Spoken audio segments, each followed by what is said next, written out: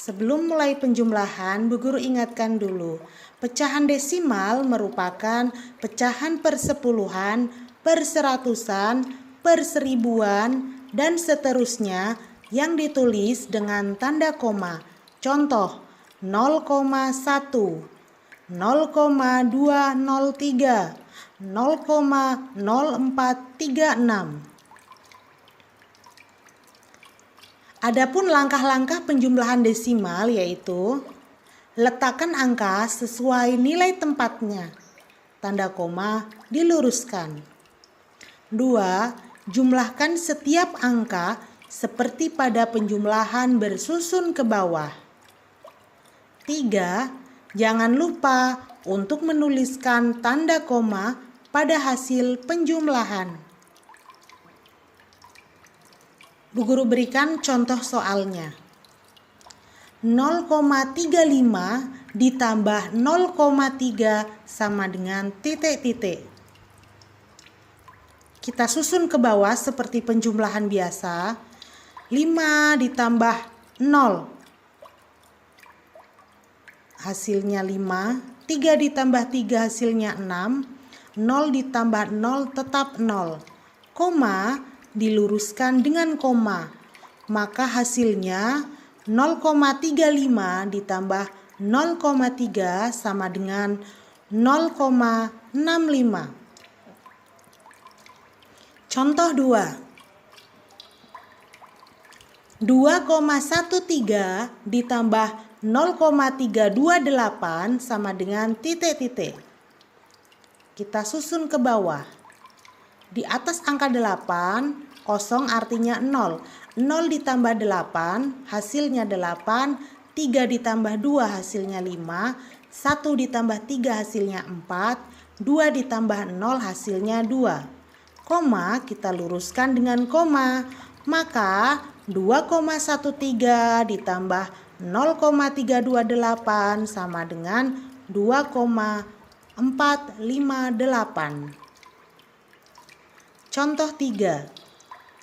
14,23 ditambah 0,376 sama dengan titik-titik.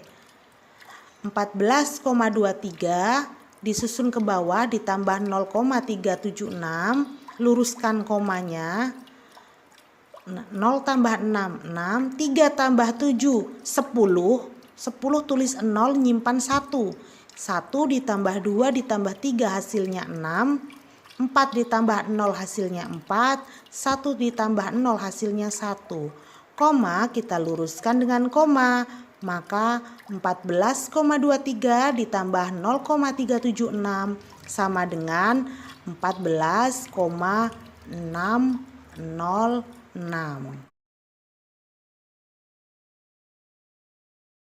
Adik perhatikan di sini 12% ditambah 50% ini sama-sama dalam bentuk persen.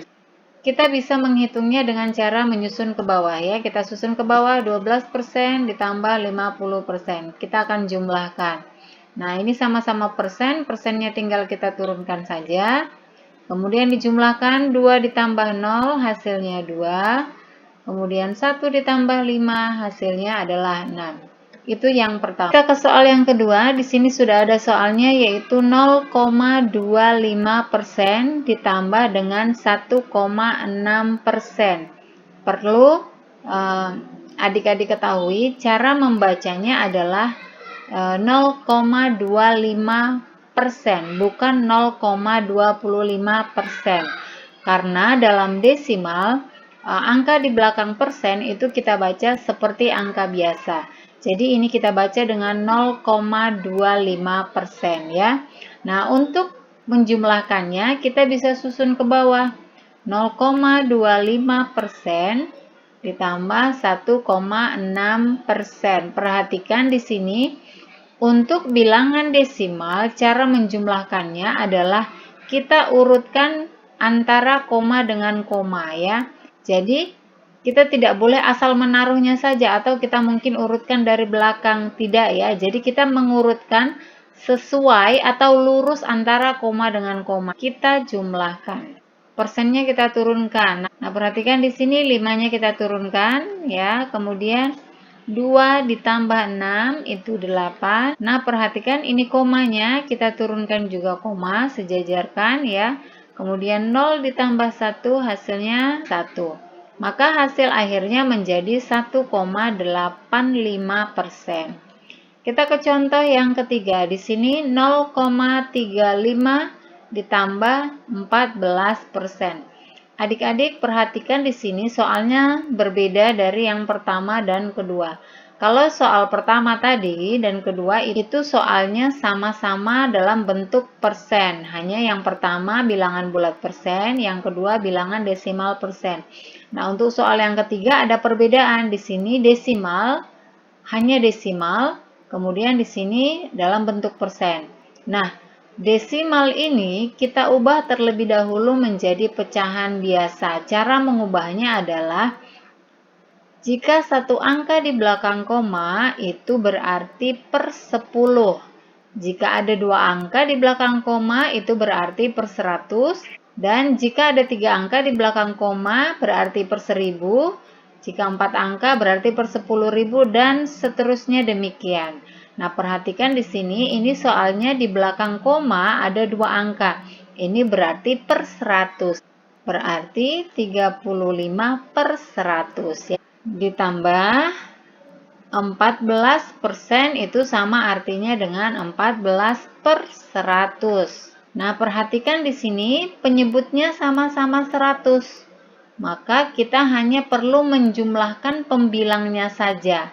35 ditambah 14. 35 ditambah 14 itu hasilnya adalah 49 per 100. Jadi yang dijumlahkan hanya pembilang, penyebutnya tetap 100.